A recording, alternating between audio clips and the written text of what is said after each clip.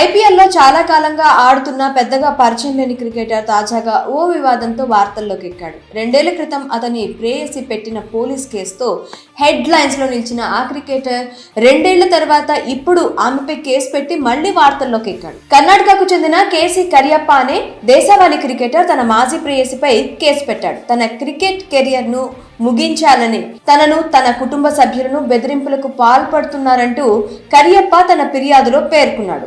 వివరాల్లోకి వెళ్తే కేసీ కరియప్ప దేశవాళీ క్రికెటర్లో మంచి ప్రతిభ కనపరచడంతో ఐపీఎల్ 2015 సీజన్లో కోల్కతా నైట్ రైడర్స్ ఏకంగా 2.4 కోట్లు పెట్టి కొనుగోలు చేసింది.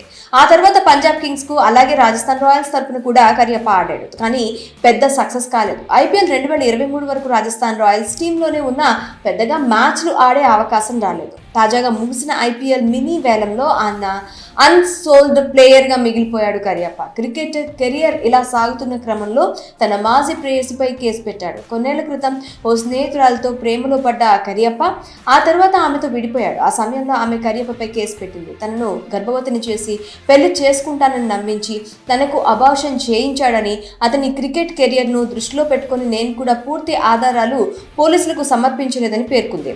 అప్పటి నుంచి ఆ కేసు నడుస్తూనే ఉంది. తాజాగా మళ్ళీ కరియప్పనే ఆమెపై కేసు పెట్టాడు. ఆమె డ్రగ్స్ మద్యానికి బానిస అయిందని, వ్యభిచారం కూడా చేస్తుందని, అందుకే తన నుంచి విడిపోయానని తన ఫిర్యాదులో పేర్కొన్నాడు. మద్యం అలవాటు మానేయాలని ఎన్నిసార్లు చెప్పినా తాను వినలేదని, అందుకే విడిపోవాల్సి వచ్చిందని కరియప్ప పోలీస్ కంప్లైంట్ లో పేర్కొన్నాడు. తనపై కేసు పెట్టిన మాజీ ప్రేయస్పై 2 ఏళ్ల తర్వాత కరియప్ప కేసు పెట్టడం చర్చనీయాంశంగా మారింది.